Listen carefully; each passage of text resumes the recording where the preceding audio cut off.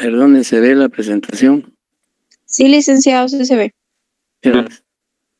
Iniciamos en un momentito, esperando que otros compañeros se incorporen.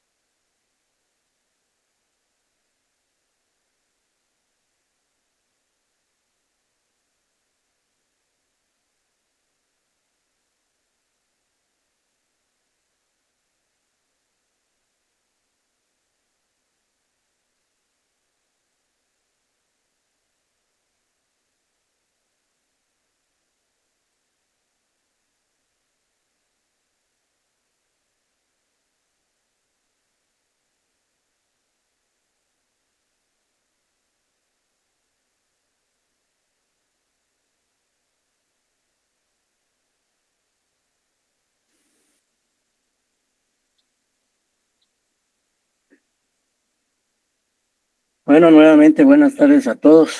Vamos a dar inicio a nuestra actividad de esta tarde-noche.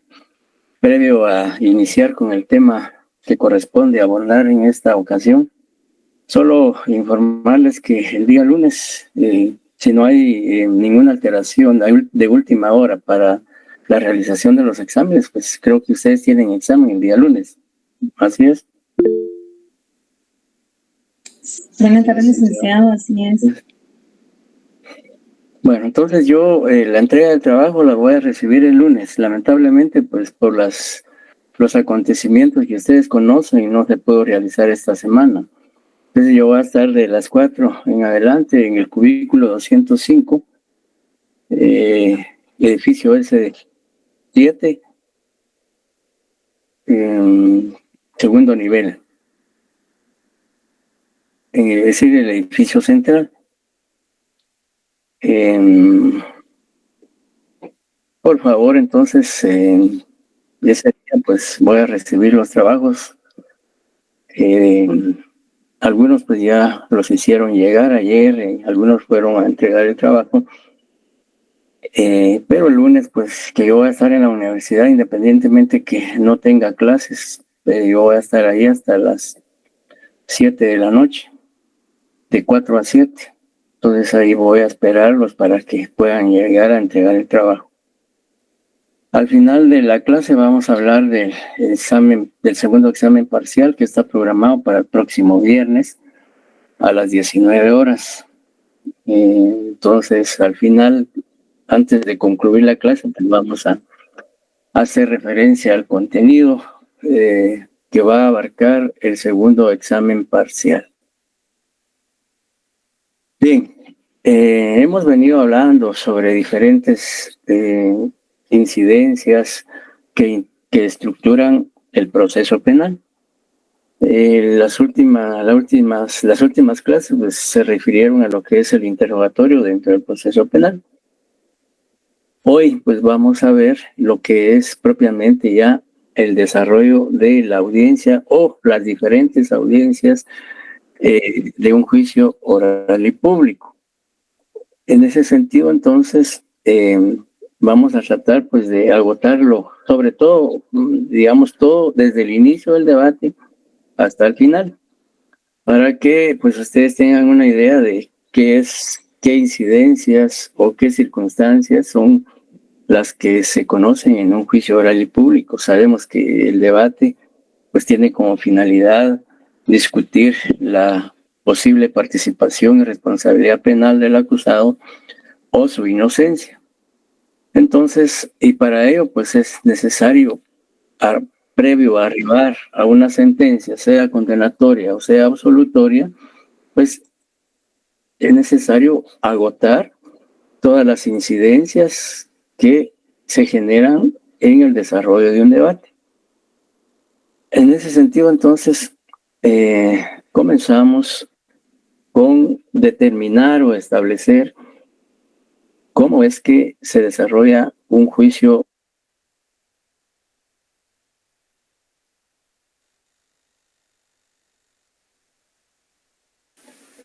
Decía que el desarrollo del debate está regulado a partir del artículo 368 del Código Procesal Penal. Es ahí, previamente al desarrollo del debate, pues existe la preparación, como ustedes ya conocen y que fue materia de tema en Derecho Procesal Penal 1, el debate pues tiene dos fases, como ustedes ya saben. La primera es la preparación del debate y luego pues el desarrollo del debate propiamente dicho, que es lo que vamos a analizar en esta tarde-noche. La primera, digamos, podríamos decir, de acuerdo al artículo 368 del Código Procesal Penal, pero previo a que el debate se inicie, etcétera, quiero preguntarles a ustedes quién es el que señala el día y hora para la realización del debate. ¿Qué juez es el que señala el día y hora para la preparación, el inicio del debate? ¿Y en qué etapa del proceso lo hace? ¿Alguien que me pudiera responder esas dos preguntas? El licenciado es el juez de primera instancia y lo hace en la audiencia en etapa intermedia. Correcto. En etapa intermedia, pero específicamente ¿en qué audiencia?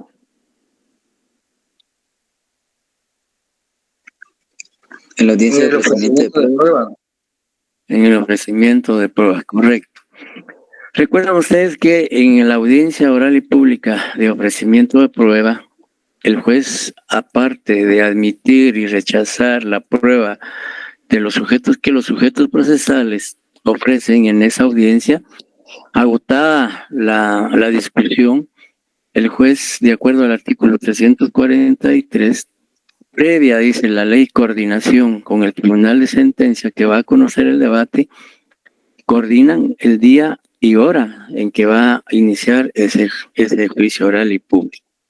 Entonces, prácticamente ya la audiencia de debate está señalada y luego de eso, pues ya el tribunal, el juez de primera instancia, contralor de la investigación que conoce la etapa preparatoria y la etapa intermedia, remite las actuaciones o remite, por decirlo así, el expediente o la carpeta judicial al tribunal de sentencia que corresponde, que va a conocer ese juicio oral y público.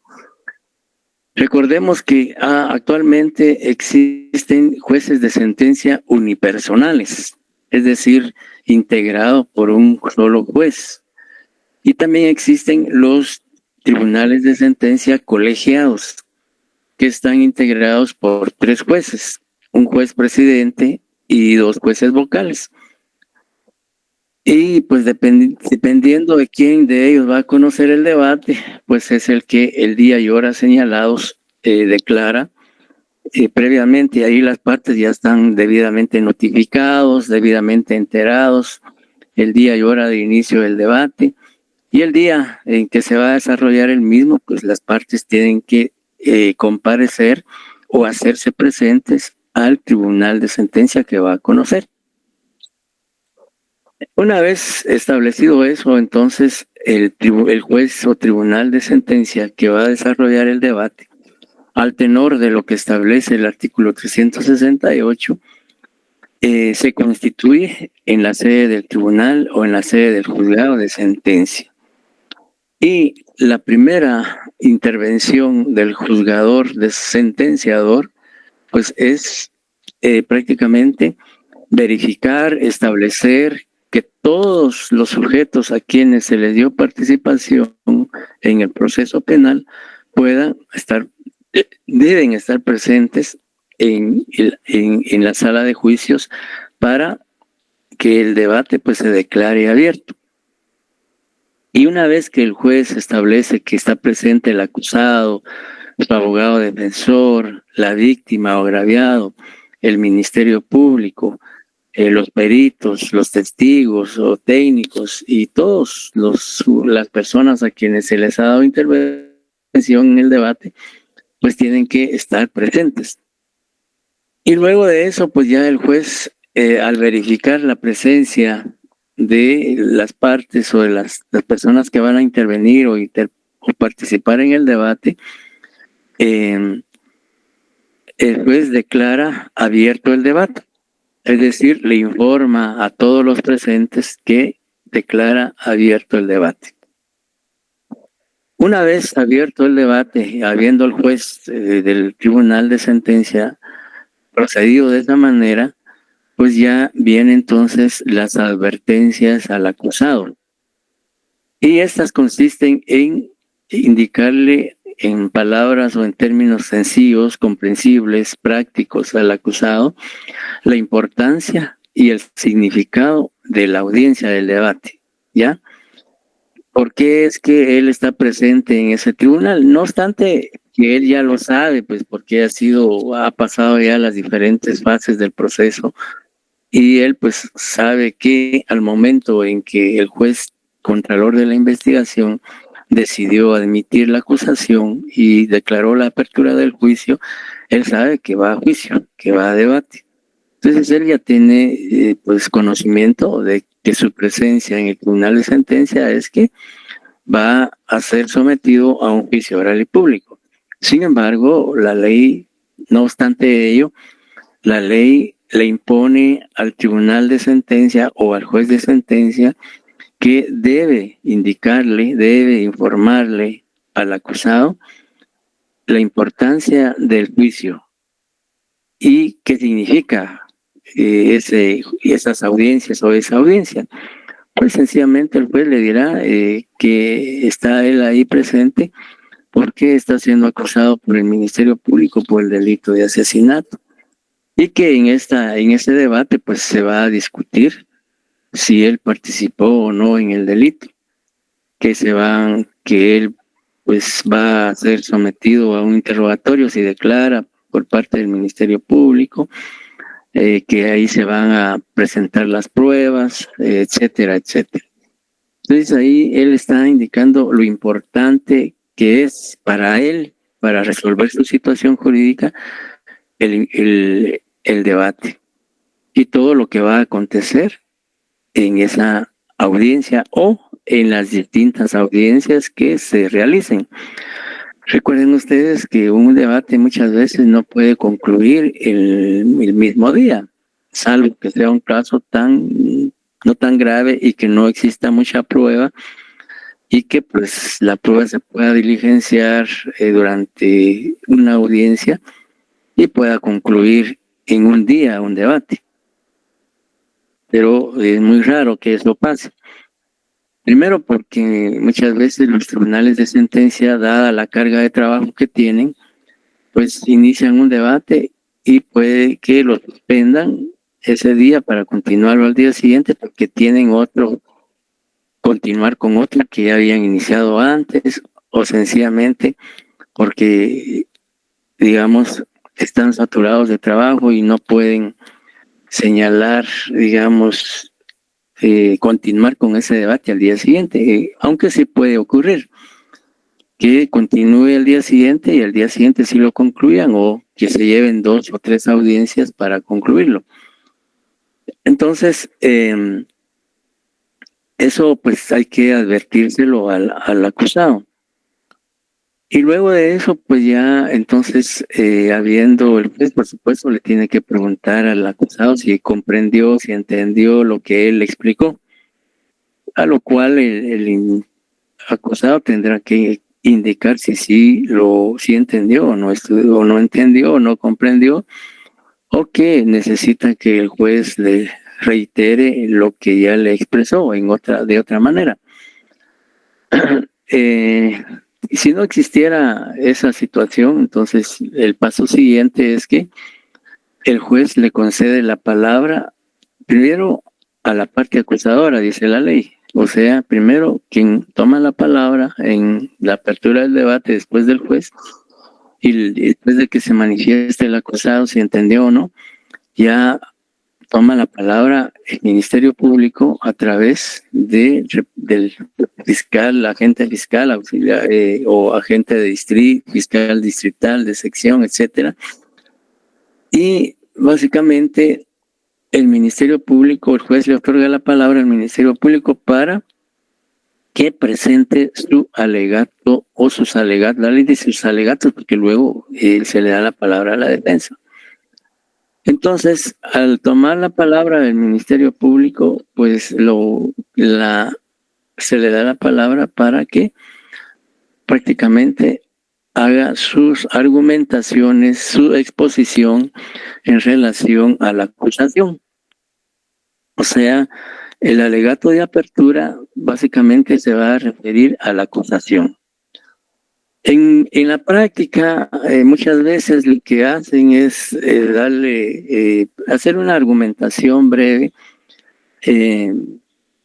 y a veces algunos pues leen la acusación. Otros pues lo que hacen es fundamentarse en la imputación del hecho.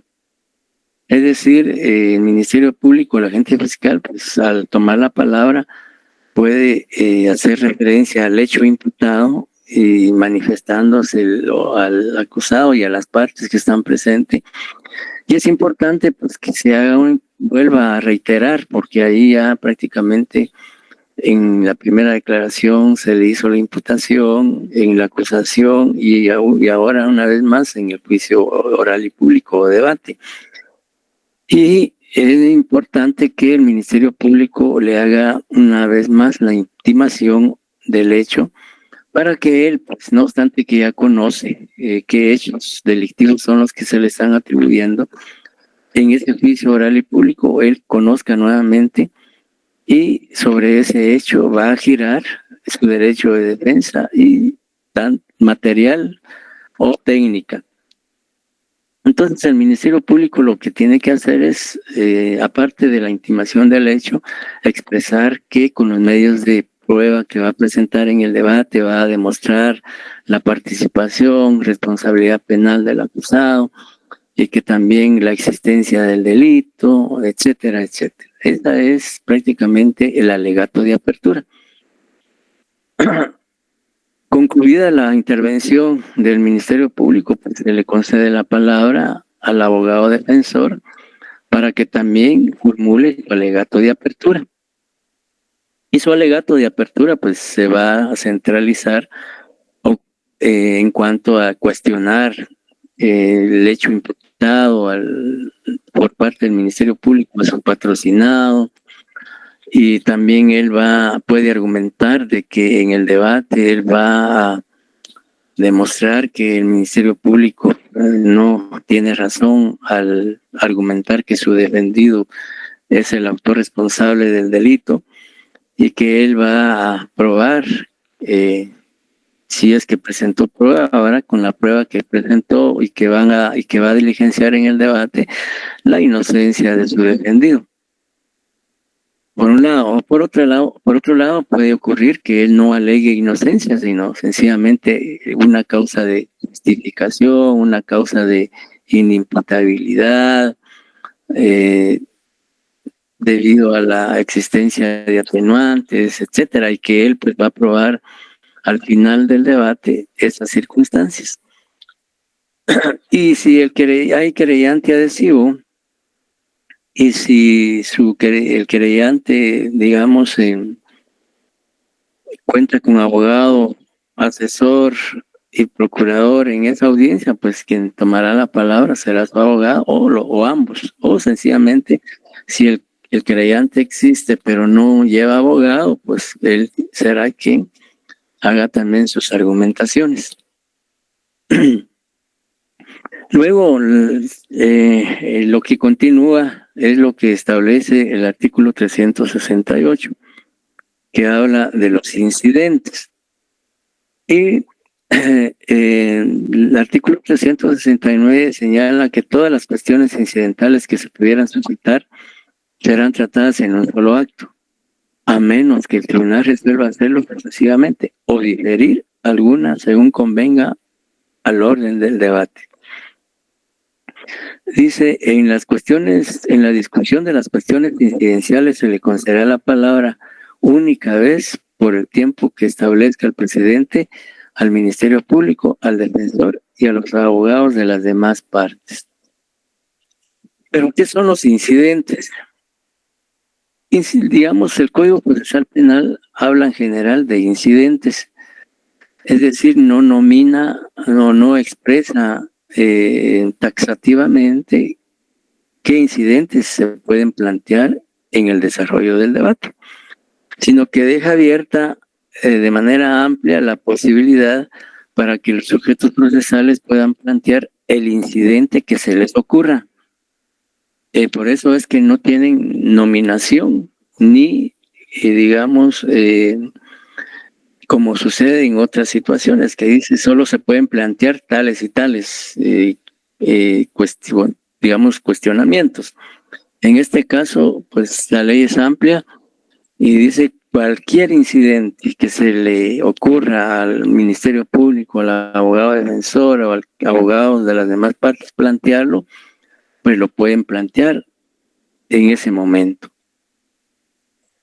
Por ejemplo, un incidente podría ser, yo siempre pongo de ejemplo este caso, que pudiera ocurrir que, digamos, el Ministerio Público plantee un incidente de falta de legitimidad o de legitimación del abogado defensor del acusado, porque no está colegiado activo. Y de acuerdo al artículo 93 del Código Procesal Penal, se dice que solamente los abogados colegiados activos podrán ser defensores. Entonces, puede ocurrir que este abogado defensor no esté activo en el colegio de abogados, sino que sea un abogado que, si bien es cierto, es colegiado, pero no está activo porque no está al día en sus pagos de las cuotas que hay que pagar en el colegio de abogados para poder ejercer la profesión. Y el Ministerio Público entonces plantea en un incidente de falta de legitimación del abogado defensor en virtud de que no está activo, sino que es inactivo. Y lo demuestra o presenta en ese debate una certificación extendida por el Colegio de Abogados y Notarios de Guatemala, en donde se hace constar que en efecto el abogado está inactivo, no está activo. Entonces, y pide que el abogado defensor sea retirado del debate porque no puede estar presente en ese debate por no estar activo. Y entonces el juez, al ver la certificación, etcétera, puede ordenar que se retire porque no puede ser abogado defensor porque no es activo. Entonces ahí pues puede ocurrir dos situaciones. Una, que el tribunal de oficio le nombre un abogado de la defensa pública penal para no violar su derecho de defensa. O bien darle la oportunidad al acusado de que nombre otro de su confianza. Y puede en ese momento suspender el debate por 24 horas, en tanto el acusado designa otro abogado defensor. O pudiera ser lo contrario, pudiera ser lo contrario, que el abogado defensor plantee alguna excepción de las que establece el Código Procesal Penal contra el fiscal del Ministerio Público, que digamos, imaginémonos que el que está dirigiendo el debate o el que está participando en el debate sea un agente, un auxiliar fiscal que no reúna, que no tenga la calidad de abogado. Pues recuerden ustedes que el auxiliar fiscal, de acuerdo a la ley orgánica, pueden ser auxiliares fiscales solo con pensum cerrado y también auxiliares fiscales, abogados y notarios. Pero imaginémonos que el que está en el debate es un auxiliar fiscal de pensum cerrado nada más y no tendría entonces tampoco la legitimación para estar en ese debate representando al Ministerio Público.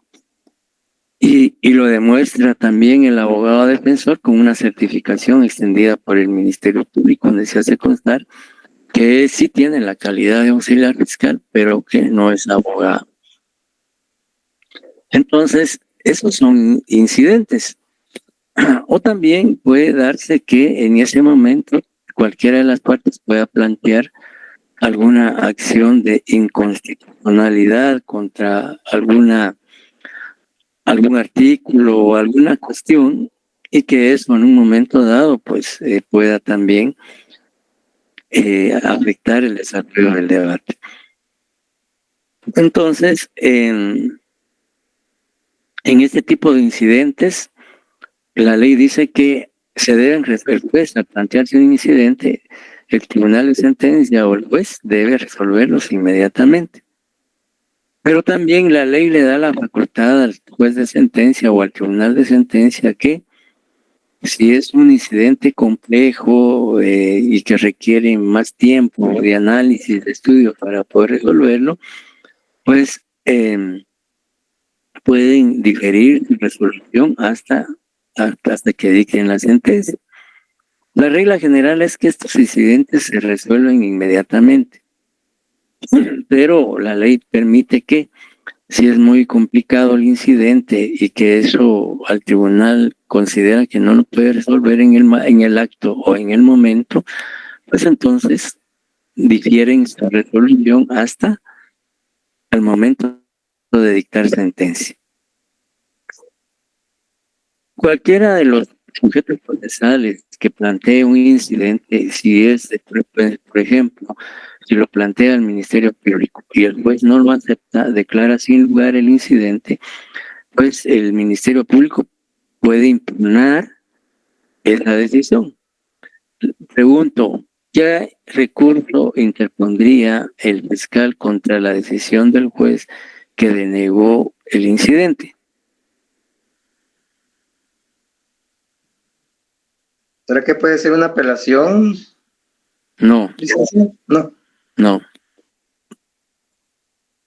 ¿Alguien más? ¿Una recusación? No, tampoco.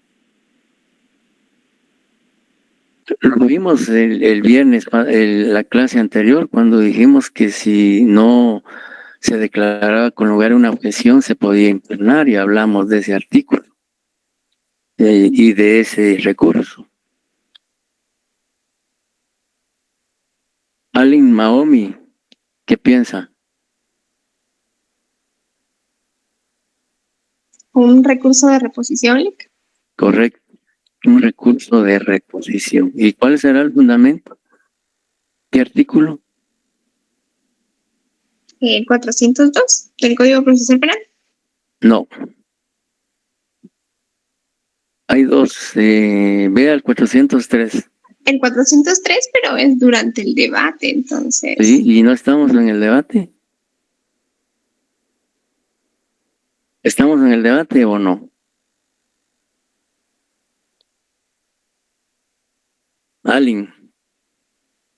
Sí, Lic, Sí, Lic. estamos en el debate. Y entonces procede el de reposición de acuerdo al artículo 403.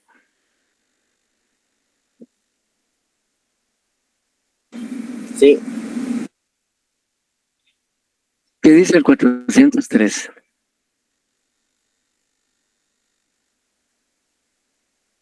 Alguien que por favor lo lea.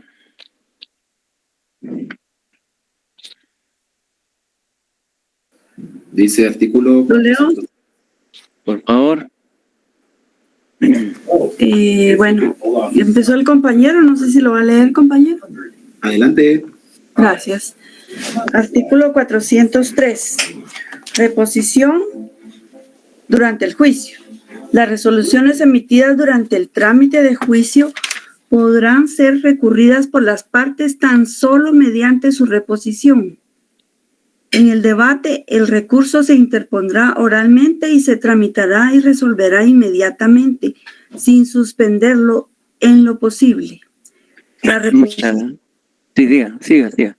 La reposición durante el juicio equivale a la protesta de anulación a que se refiere la apelación especial para el caso de que el tribunal no decida la cuestión de conformidad con el recurso interpuesto.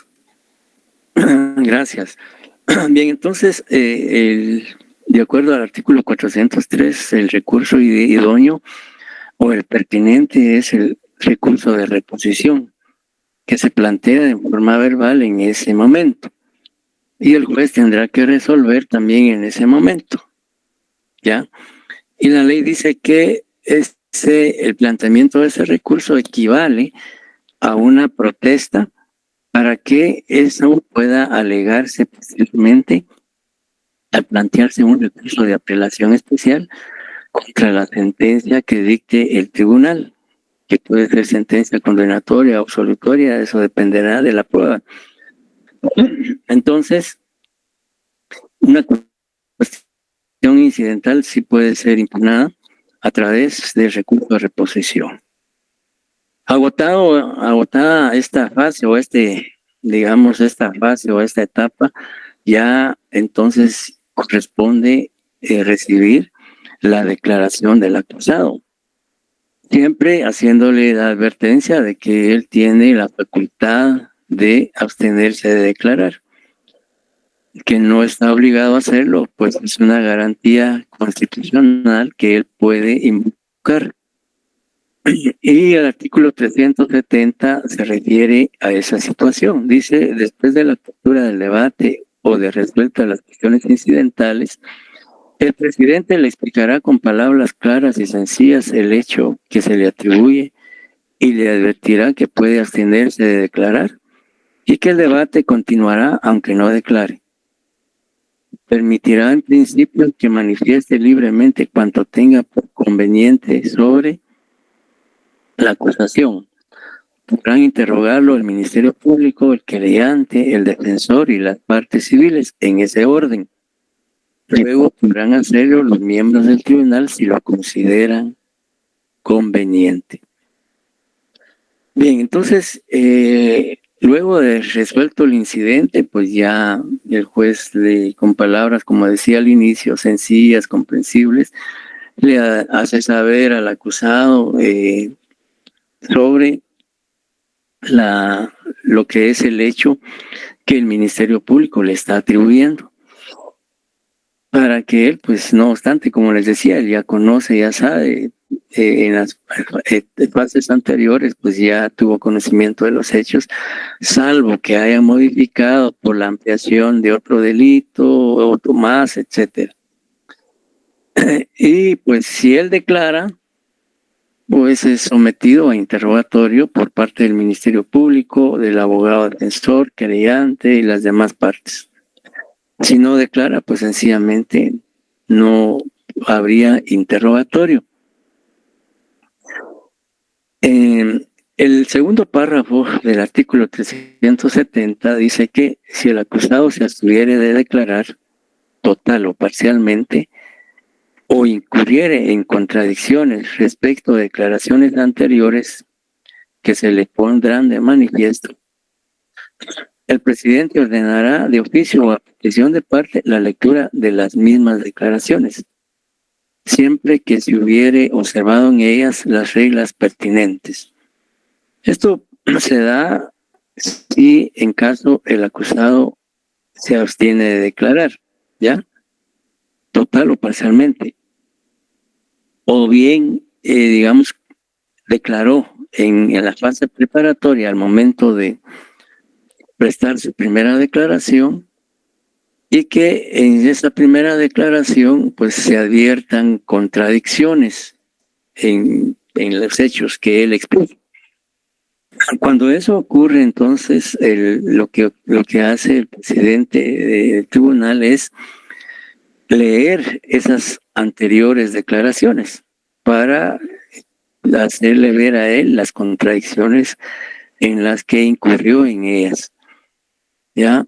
Esto pues es una situación que establece el código y que solo se puede generar si el acusado se abstuviere de declarar, ¿ya? Y que es una situación pues que la ley regula y establece en cuanto a esta situación. También la ley habla en el artículo 371 de la declaración de varios acusados.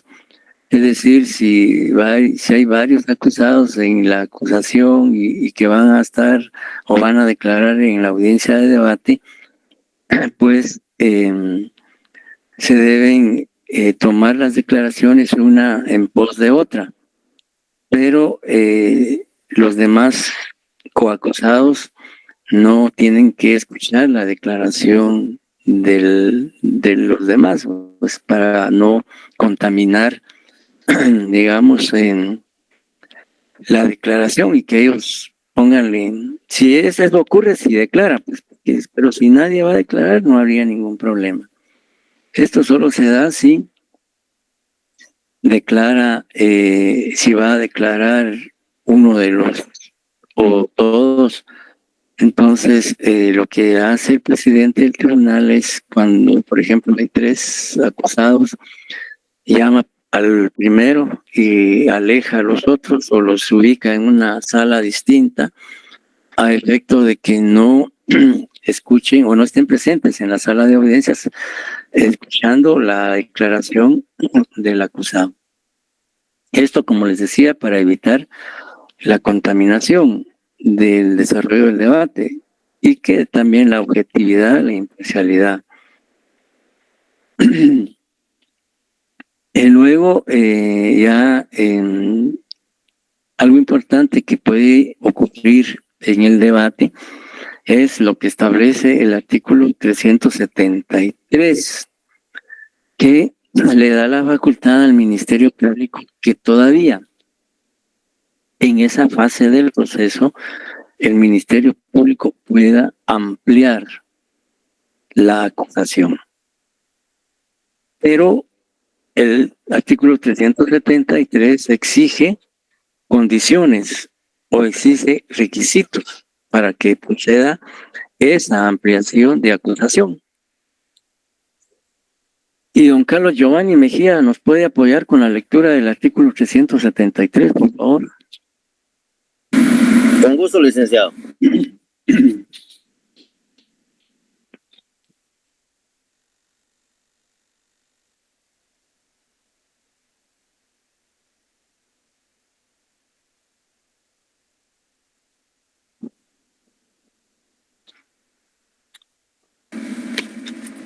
$373.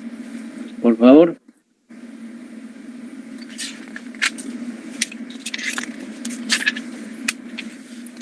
Ampliación de la acusación.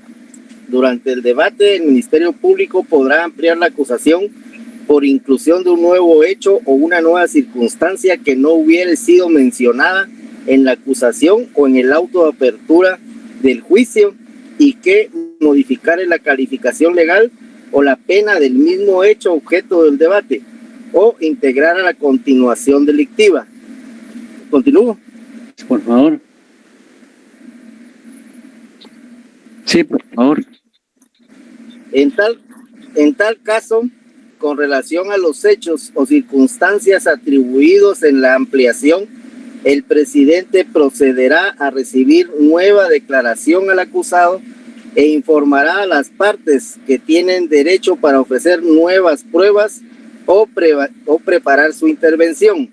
Cuando este derecho sea ejercido, el tribunal suspenderá el debate por un plazo que fijará prudencialmente, según la naturaleza de los hechos y la necesidad de la defensa. Los hechos o circunstancias sobre los cuales verse la ampliación quedarán comprendidos en la imputación. Muchas gracias. Bien, esto podemos ilustrarlo con un ejemplo. En una oportunidad se estaba desarrollando un juicio oral y público por delito de violación.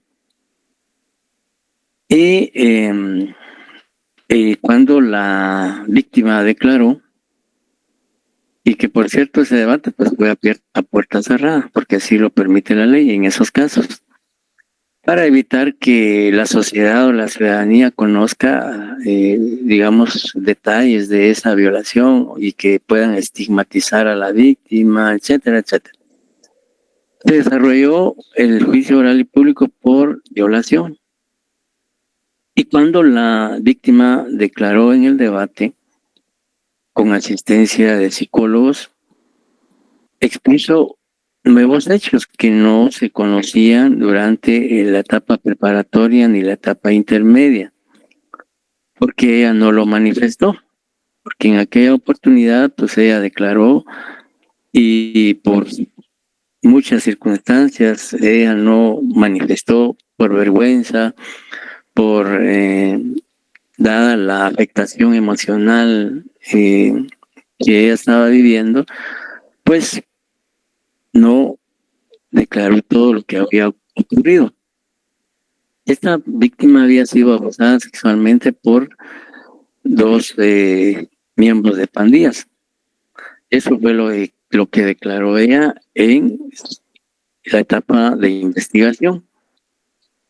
Sin embargo, ya en el desarrollo del debate, como les decía, con el apoyo de profesionales, ella narró lo que realmente había ocurrido y manifestó que no solo había sido abusada sexualmente vía vaginal, sino también analmente y bucalmente, oralmente, y que no habían sido únicamente los dos acusados, sino habían sido 3 más, o sea, 5 integrantes de esa pandilla la habían violado. Esa información se supo hasta en ese momento. Prácticamente ahí el Ministerio Público se vio obligado a ampliar la acusación. Fue un nuevo delito, que hay nuevos hechos, ya abusos en aquel tiempo, pues en aquel momento en que se dio el hecho, se incluyó el delito de abusos deshonestos. Entonces ya el debate ya no se continuó solo con el delito de violación, sino con el delito de violación y abusos deshonestos. Prácticamente ahí es un nuevo hecho que no estaba incluido en la acusación ni estaba incluido en el auto de apertura a juicio, sencillamente porque la víctima no lo narró en etapas procesales anteriores, sino hasta el día del debate. Entonces es un nuevo hecho que implica, digamos, imputarle al acusado un nuevo hecho, y sobre ese nuevo hecho tendrá que ejercer su derecho de defensa. Y por eso es que existe la posibilidad de que el debate se suspenda, para que tanto el Ministerio Público como el defensor tengan horas o días, como dice la ley, que el juez debe suspender el debate en un plazo prudencial, que puede ser de 2 o 3 días, para que tanto la defensa prepare su defensa sobre ese nuevo hecho y el Ministerio Público también haga la imputación de ese nuevo hecho. Y por supuesto presentar las pruebas correspondientes. Lo que también ocurrió aquí es que no, al final, pues eso aun y cuando la víctima no lo hubiera manifestado. Pero si se hubiese hecho un examen médico forense exhaustivo, es decir, que no se hubiese concretado únicamente a determinar si hubo una violación únicamente vaginal, pues se hubiese determinado a través de un informe médico forense que efectivamente también había sido abusada analmente, oralmente, etcétera, etcétera. Y por supuesto otras circunstancias que ella narró. Entonces ahí prácticamente a los dos acusados se les amplió la acusación por la inclusión de ese nuevo hecho, y al final del debate pues fueron condenados los 2 delitos, porque no solo porque por supuesto existió la declaración de la víctima, sino otras pruebas, ya periciales, documentales, etcétera. Y fueron condenados. Y pues también se ordenó la detención de los otros 3 que habían participado en la comisión del hecho delictivo. Entonces, eso es lo que ocurre en una ampliación de la acusación. Pero nunca, es decir, no se puede ampliar la acusación si no se trata de nuevos hechos. Porque si son hechos que ya se conocieron con anterioridad, pero que por omisión, por negligencia, por descuido, el fiscal no los incluyó en su acusación, ya no podría incluirlos en el debate, porque no es un hecho nuevo. ¿Ya? Por eso es que el artículo 373 exige como presupuestos que sean, dice la ley, inclusión de un nuevo hecho o una nueva circunstancia que no hubiera sido mencionado en la acusación o en el auto de apertura del juicio. Y que obviamente estos nuevos hechos van a cambiar, modificar la calificación jurídica del proceso. Y en este ejemplo que yo les planteé, se dieron esas situaciones porque se incluyeron nuevos hechos y al mismo tiempo, o además, la calificación jurídica ya no solo fue de delito de violación, sino se adicionó el delito de abusos deshonestos. Y por supuesto, pues ahí concurrieron otras agravantes, ¿no? Que establece el Código Penal, el artículo 26, 27. Entonces,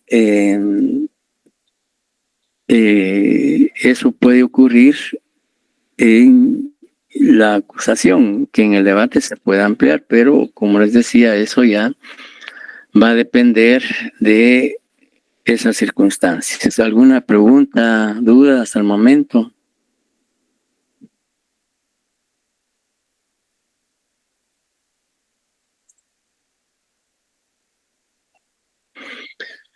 Bien, luego entonces de eso ya viene la recepción de la prueba.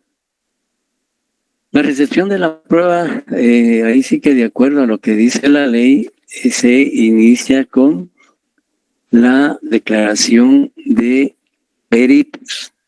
Ya el artículo 375 habla de la recepción de las pruebas. Dice, después de la declaración del acusado, el presidente procederá a recibir la prueba en el orden indicado en los artículos siguientes, salvo que considere necesaria su alteración. Los primeros que declaran son los peritos, de acuerdo al artículo 375. Pero puede darse el caso que, como dice el artículo 375, se puede alterar el orden.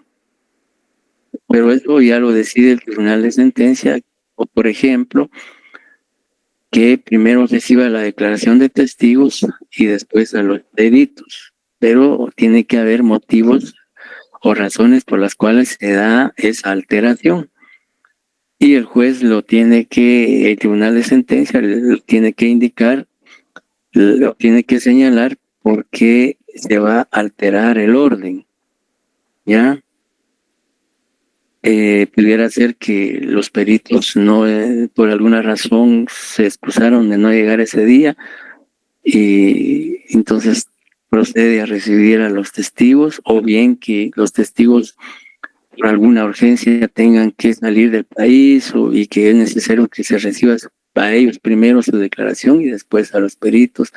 O sea, puede ocurrir una serie de situaciones que puedan en un momento dado viabilizar la alteración del orden de recepción de la prueba en el debate.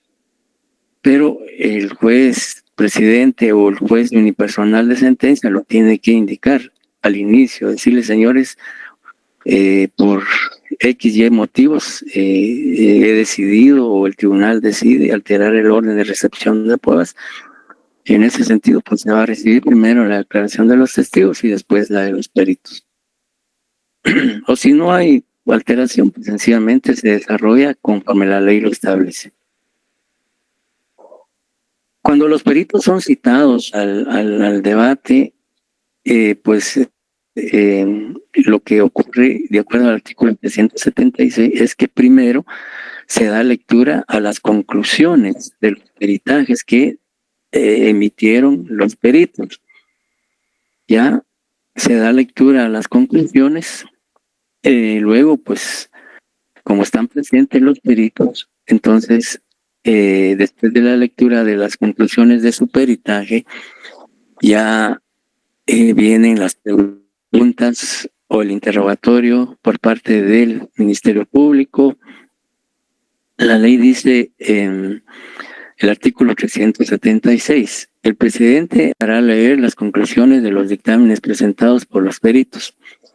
Si estos hubieran sido citados, responderán directamente a las preguntas que les formulen las partes, los abogados o consultores técnicos y los miembros del tribunal en ese orden, comenzando por quienes ofrecieron el medio de prueba. Si resultara inconveniente, el tribunal podrá disponer que los peritos presencien los actos del debate.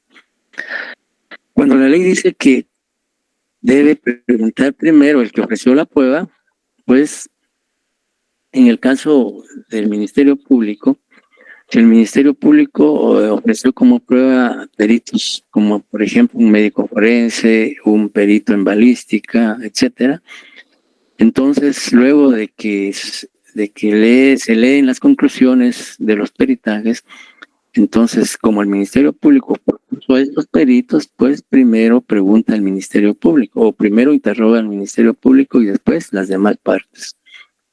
Viceversa, ya cuando pasen los peritos de la defensa, pues entonces primero pregunta a la defensa y después al Ministerio Público.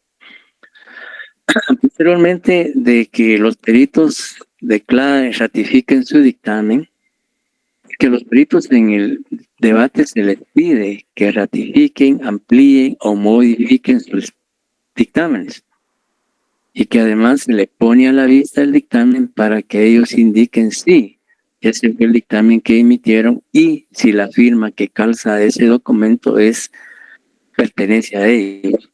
Ya es decir, para evitar cualquier anomalía en cuanto a ese extremo. Posteriormente ya vendrá la declaración de los testigos. Ya el artículo 377 dice: inmediatamente el presidente procederá a llamar a los testigos, uno a uno.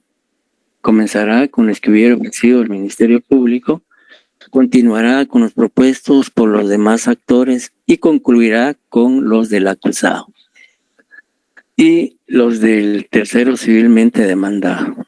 El presidente, sin embargo, podrá, aquí también dice, alterar ese orden cuando así lo considere conveniente para el mejor esclarecimiento de los hechos. Aquí también la alteración puede darse en cuanto a los testigos.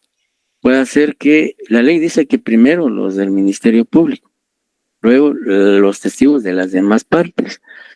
Pero pudiera ser que por alguna razón se tenga que oír primero a los testigos de la defensa, si es que propuso, o testigos del querellante, o testigos de,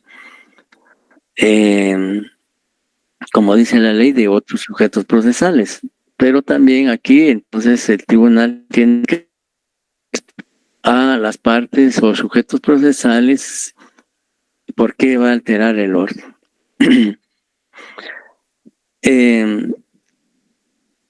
Algo importante que establece el artículo 377 es que los testigos deben ser protestados.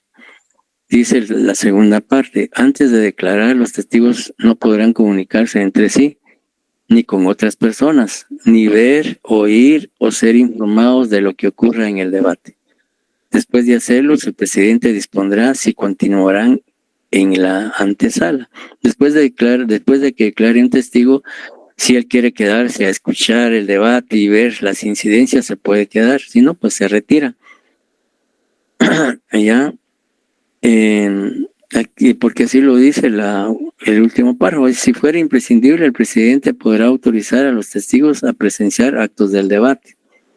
Se podrán llevar a cabo careos entre testigos o entre el testigo y el acusado o reconstrucciones.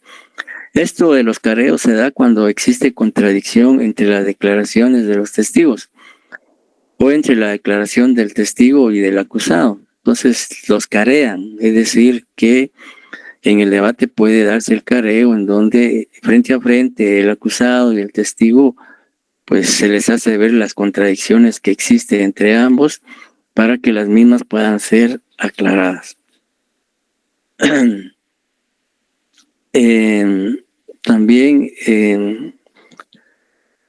el artículo 360 decía que era importante que cuando un testigo va a declarar, hay que hacerle la protesta que establece el artículo 219. El artículo 219 pues dice que previo a que un testigo declare, se le hace ver que se le toma la protesta de ley, que habla el 219. Si Nelson Enrique nos apoya con la lectura del 219 para ver en qué consiste esa protesta.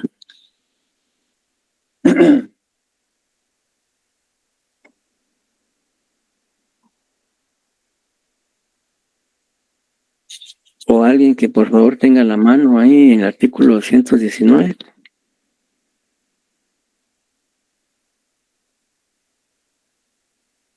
Buenas noches, licenciado. Si gusta, le leo acá. Por favor. Muy bien. Artículo 219, protesta solemne. Antes de comenzar la declaración, el testigo será instruido acerca de las penas de falso testimonio. A continuación, se le tomará la siguiente protesta solemne. ¿Promete usted como testigo decir la verdad ante su conciencia y ante el pueblo de la República de Guatemala? Para tomarle declaración al testigo deberá responder: sí, prometo decir la verdad. El testigo podrá reforzar su aserción apelando a Dios o a sus creencias religiosas. Muchas gracias. Bien, como ustedes pueden ver, el artículo 219 pues impone esa obligación al tribunal de sentencia que previamente a recibir la declaración del testigo, los datos personales, etcétera, tiene que someterse a esa protesta. y ahí claramente se le dice que si falta la verdad, pues será responsable del delito de falso testimonio y sometido a proceso penal. Bien, luego de que se reciban los peritos, los testigos, pues ya viene la prueba documental. Ya la prueba documental ya dice el artículo 380 que ya después de que los testigos son examinados, interrogados, y también tal vez algo que se me había quedado en el tintero, es lo que dice el artículo 378, segundo párrafo, que ya lo hemos analizado. Y lo vimos en la sesión anterior cuando hablábamos de las preguntas. Y dice, el presidente del tribunal moderará el interrogatorio y no permitirá que el testigo o perito conteste a preguntas capciosas e impertinentes. La resolución que sobre ese extremo adopte será recurrible, decidiendo inmediatamente el tribunal. Bien, entonces, en eso, pues el juez también tiene que fiscalizar el interrogatorio dentro del debate y no permitir ese tipo de preguntas. ¿Qué ocurre si un testigo no comparece al debate, no obstante haber sido citado? Pues el artículo 379 dice que cuando el perito o testigo oportunamente citado no hubiere comparecido, el presidente del tribunal dispondrá lo necesario para hacerlo comparecer por la fuerza pública, es decir, se ordena su conducción. Si el testigo no se excusó, no presentó alguna justificación de su incomparecencia, entonces se ordena su conducción a través de la Policía Nacional y es llevado al tribunal de sentencia o al juez de sentencia que está realizando el debate. Dice, si estuviera imposibilitado para concurrir y no se pudiera esperar hasta la superación del obstáculo o no resultare conveniente la suspensión de la audiencia, el presidente designará a uno de los miembros del tribunal para que la declaración se lleve a cabo donde esté la persona a interrogar. Todas las partes podrán participar en el acto según las reglas anteriores. Imaginemos que el testigo es importante su declaración, pero está enfermo y no puede desplazarse al tribunal. Pero es importante escucharlo. Entonces, el tribunal, aquí la ley dice, el presidente ordenará si se tratara de un tribunal colegiado. Si es un tribunal colegiado, entonces el presidente del tribunal designa a uno de los jueces vocales de sentencia para que comparezca al lugar donde está el testigo y recibir su declaración y hacerla constar en acta correspondiente. Y para que todos puedan fiscalizar esa declaración, pues es necesario que estén presentes. Todas las partes se desplazarán al lugar donde está el testigo para presenciar esa declaración.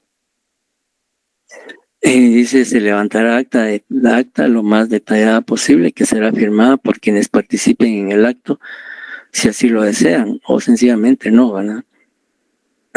Dice, si el testigo residiera en el extranjero o por algún obstáculo imposible de superar no pudiera concurrir al debate, las reglas anteriores podrán ser cumplidas por medio de suplicatorio, carta rogatoria o requerimiento, pudiendo las partes designar quien las represente ante el comisionado. Esto ocurre, el suplicatorio es una diligencia, digamos, judicial. Recuerden ustedes que judicial se pueda practicar, si no lo puede practicar, en este caso no lo puede practicar el Tribunal de Sentencia de Guatemala porque el testigo está en el extranjero. Entonces lo que se manda es un suplicatorio, que es una, digamos, una petición que se hace para que el testigo, en este caso, pues pueda declarar en el lugar donde está. Y eso se hace por la vía diplomática, digamos, reuniendo o cumpliéndose con todos los requisitos legales. para que este testigo pueda declarar en base al documento que se le envíe o se le remita. Pero hoy en día es mucho más práctico, más factible, porque se puede hacer por videoconferencias. Entonces, como recuerden ustedes que este artículo fue redactado antes de que se introdujera en el Código Procesal Penal las reformas que permiten recibir las declaraciones por videoconferencias o cualquier otra forma de acuerdo a la tecnología actual. Entonces, hoy en día pues ya no sería necesario este suplicatorio, sino que se podría hacer por videoconferencia, ¿ya? Entonces, siempre y cuando la declaración de este testigo pues, sea importante para el esclarecimiento de la verdad. Luego decía los documentos. Ya vendría la recepción de la prueba documental. Ángel, quería preguntar algo. Sí, licenciado, gracias. Buenas noches, compañeros. Tengo una dudita en relación a eso de la videoconferencia. En este caso, el testigo, el licenciado, puede realizar su declaración desde cualquier parte, por ejemplo, desde mi espacio, mi apartamento, o tiene que estar en alguna de las instancias, por ejemplo, en el Ministerio Público o acompañado de un fiscal, no sé. Ya, pues la ley dice que él donde se encuentre.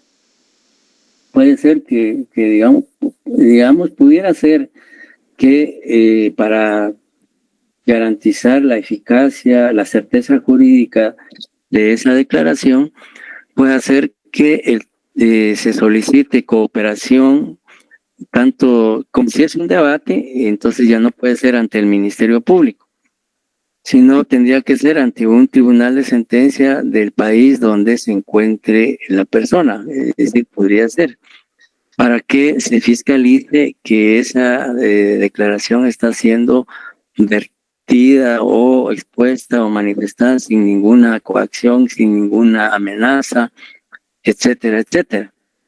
Entonces, pudiera darse esa situación. O también pudiera ser que él desde su residencia o apartamento lo pueda hacer. Recuérdense que como va a ser por videoconferencias, entonces todas las partes van a tener acceso a esa declaración.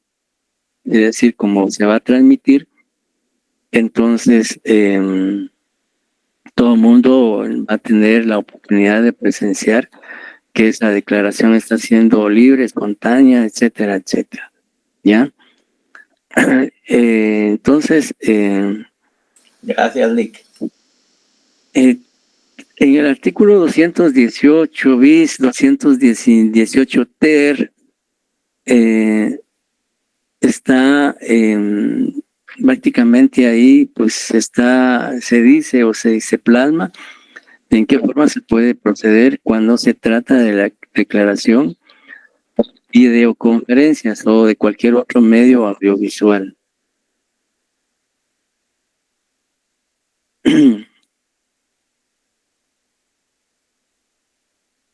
Y sobre todo el artículo 218 ter, que digamos ahí, como es muy extenso el artículo, entonces, pero ahí se dice bajo qué condiciones o qué requisitos se puede realizar una declaración por videoconferencias o cualquier medio audiovisual. 218 ter. Bien. Luego de esto, entonces, de la prueba, viene la prueba documental, decía, y de acuerdo al artículo 380, la prueba documental dice, serán leídos y exhibidos los documentos. Dice, los documentos serán leídos y exhibidos en el debate, con indicación de su origen. Y algo importante en esta prueba es que lo que continúa señalando el artículo, dice, el tribunal, excepcionalmente con acuerdo de las partes, podrá prescindir de la lectura íntegra de documentos o informes escritos o de la reproducción total de una grabación, dando a conocer su contenido esencial y ordenando su lectura o reproducción parcial. Las cosas y otros de comisión secuestrados serán exhibidos en el debate. Las grabaciones y elementos de prueba audiovisuales se producirán en la audiencia según la forma habitual. Todos los elementos de comisión podrán ser presentados a los peritos y a los testigos durante sus declaraciones para invitarlos a reconocerlos o a informar lo que fuere pertinente. Bien, dice, si para conocer los hechos fuera necesario una inspección o una reconstrucción, el tribunal podrá disponerlo a de oficio y el presidente ordenará las medidas necesarias para llevar a cabo el acto. Si el acto se realizara fuera del lugar de la audiencia, el presidente deberá informar sumariamente sobre las diligencias realizadas. Bueno, aquí se dan varias situaciones. Una es que, digamos, con acuerdo de todos los sujetos procesales, el tribunal puede ordenar que los documentos solo se lean las conclusiones de los documentos o lo más importante de los documentos. ¿Por qué razón? Imagínense ustedes, hay juicios, procesos que tienen de prueba documental que a veces solo un documento tiene, pensemos, unos 50 folios, 50 hojas. Imagínense ustedes solo un documento de 50 hojas para leerlo íntegramente en el debate. Parte de este tedioso, al final se puede perder ¿cómo decir? La atención. Entonces, la ley pensó, ahí que el legislador pensó adecuadamente y señaló que solo se lean las partes esenciales o las conclusiones de ese documento, previo consentimiento del Ministerio Público, el defensa, el querellante y los demás. Y es que realmente es práctico, porque en un debate, en un proceso penal se está discutiendo en el debate, no se presenta solo un documento, sino se presentan a veces cajas, como ustedes han visto en algunos debates o casos emblemáticos, que son cientos de documentos los que se presentan. Imagínense leer íntegramente cada uno de ellos, pues es humanamente no imposible, pero sí ofrece un grado de dificultad grande. Entonces se leen solo las conclusiones o las partes importantes. Y estos documentos se le ponen a la vista. Pues la ley dice que se pone, en el caso de los peritajes, como os decía, se le pone a la vista al médico forense el dictamen que emitió para que diga si lo amplía, lo ratifica, lo modifica, y que la firma que calza el documento es la que él consignó. ¿Ya? Entonces se exhiben para que ellos puedan reconocer esos documentos y puedan expresarse en relación a ellos. Incluso también, como dice el segundo párrafo del artículo 380, todos los elementos de convicción podrán ser presentados a los peritos y los testigos durante sus declaraciones para invitarlos a reconocerlos o a informar lo que fuera pertinente. Entonces, imaginémonos que presentan una prueba material consistente en un arma de fuego y pues se le pone a la vista al perito en balística en el debate para que diga si esa fue el arma que examinó, si esa fue el arma que se le remitió y que él, sobre la cual él hizo el peritaje, etcétera, etcétera. Y todo pues con el propósito de que en este caso el perito pues no solo va a ratificar su dictamen, sino también a ratificar que el arma que se le pone a la vista fue la que él examinó al realizar el peritaje. Y puede así ocurrir con otros documentos o otra prueba material.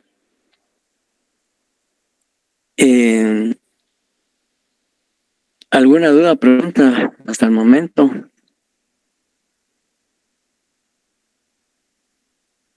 Bien, vamos entonces a dejar hasta ahí y continuar con la próxima clase que tengamos con el desarrollo del debate, ¿ya? Y había manifestado que hacer referencia al examen segundo parcial que está programado para el próximo viernes 19 de abril a las 19 horas. A ustedes creo que les toca a la segunda o a primera hora. Ahorita no tengo el calendario a la mano. Porque está la jornada de 5:30 a 7 y de 7 a 20:30 horas. Entonces, la sección E, creo que está la primera hora, la segunda hora. Ahorita no tengo el calendario a la mano. La primera hora, licenciado. ¿Perdón? La primera hora nos toca, 17:30. 17:30, muy bien. Entonces, con ustedes estaríamos iniciando 17:30 horas en punto para aprovechar al máximo el tiempo de hora y media que tienen, porque hay que evaluar a la segunda hora la otra sección, por un lado. Y por otro lado, que los alumnos pues van a ser utilizados. Me imagino que vamos a utilizar 2 salones, al igual que el primer examen parcial. Bueno, ¿cuál va a ser el contenido del examen? El examen vamos a tomar en cuenta desde lo que es la audiencia de revisión de medida de coerción, ya todo lo relativo a medida de coerción, la audiencia intermedia de acusación, la audiencia de ofrecimiento de prueba, lo que es el interrogatorio y lo que vimos hasta el día de hoy, es decir, hasta lo que es la prueba, la presentación de la prueba documental en el debate.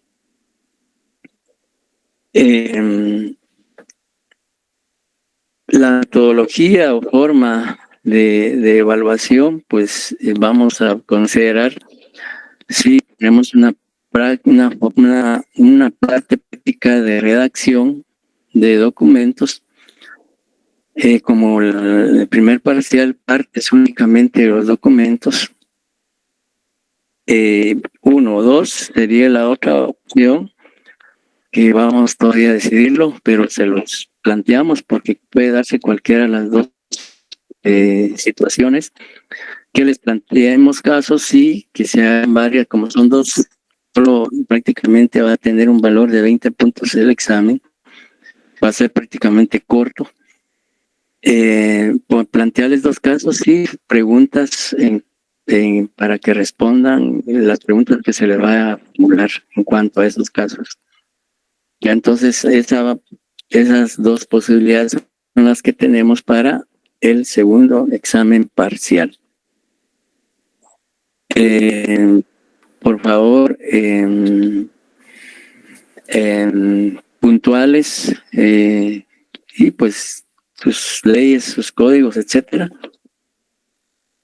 Y recordarles que el lunes que yo voy a estar en el lugar que señalé ya, edificio S7, cubículo 105, segundo nivel, recibiendo los trabajos.